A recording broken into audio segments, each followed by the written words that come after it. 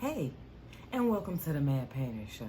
Okay, I realize I have been talking about chess and so forth and so on, and it just basically hit me, excuse me, it just basically hit me that if we're going to be working on operating from a kingdom-like system, how do we go about getting kingdom-minded?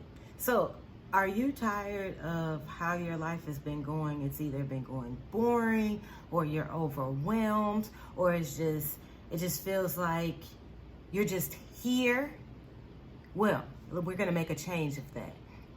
So, I am here to discuss the God experience, which is a kingdom, which you'll be learning how to be a king. Because if we're going to boldly approach this throne, that's letting us know, hey, there's a kingdom there. There's a king there. So in getting how to operate like royalty, we need to seek royalty in order to better operate and govern our kingdom, our kingdom-like system, so to speak.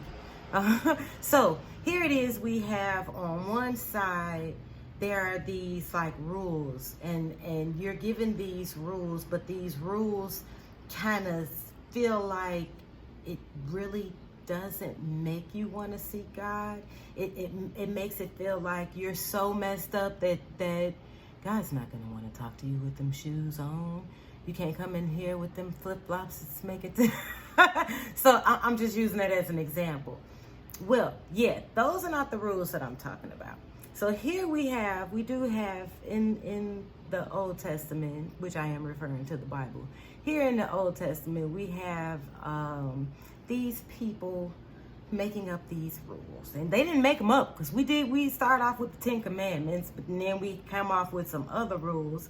But it basically, and in first reading, it's like, oh, this is what I gotta do. But in further looking at that and reflecting on those rules or laws or whatever have you at the moment, I really see it now, especially in terms of relationship, I really see it as, yeah, you want to live a drama-free life? This is how you go about doing it. Even though life is going to be life, and then people are going to be people, and people is going to be people, and people are going to be people, and there is information in the Bible that helps you and guides you how to be a better person for you, for God, for other people, for so forth and so on, because it's like a ripple effect. First you honor God, like that's the number one thing, and in honoring God, there is a ripple effect with that. There is so much that we can gain in first starting off and honoring God and being thankful. That, if you notice, when you wake up in the morning and you may have all of this talk going on when you first get up, it may have something to do with yesterday. It may have the pressures of whatever needs to be done for tomorrow. But the purpose of first honoring God is honor, and we're recognizing all that he's done and being thankful. Because this whole God experience thing is in really getting to know him, and it's not so much in the thing of doing in a habit, because it may start off as a habit at first, but once it becomes a part of life, you see how it starts to shift your life. You no longer see your life as being boring. You no longer see your life as however it is that you're seeing it right now, because if you're not enjoying it and at peace, there are some things we need to question about that, because there's a lot going on in the world, and we have to learn how to control ourselves even when we don't have control of ourselves. So in seeking first, this is helping us to be in the habit of being thankful, and this is part of kingdom-mindedness, because in order for us to operate a kingdom, we can't just think of this as back to this chess and checkers thing. We can't just think about ourselves. If we're only thinking about ourselves, that's what gets us to a point of depression. That's one of them. And it's like, you can think of yourself, that's just one. There are other pride. There are many spectrums of self-thinking when we're thinking of ourselves in the wrong way. But when we think of the higher part of us, and when we're thinking about others, this is when there begins a change. This is where there not only begins a change in our lives, but a change in our perspectives. So in having these rules that you're not supposed to do, and then it kind of makes you like, I'm such this bad person and I don't want to talk to God. And the best thing that the main thing that I really love about the Bible, when I was little, I was told it was basic instructions before leaving earth, which is pretty cool. But at the same time, it shows you all these people in there that had these conversations, this relationship with God. And these were all different kinds of people. These people weren't just one way. And it was like, that's the awesomest person of that. Because as I'm saying this, I'm thinking of Christ and how people have this perspective of Christ. And when you get to know who Christ is and how he is, boy, that's really an interesting, that's a really good friend there.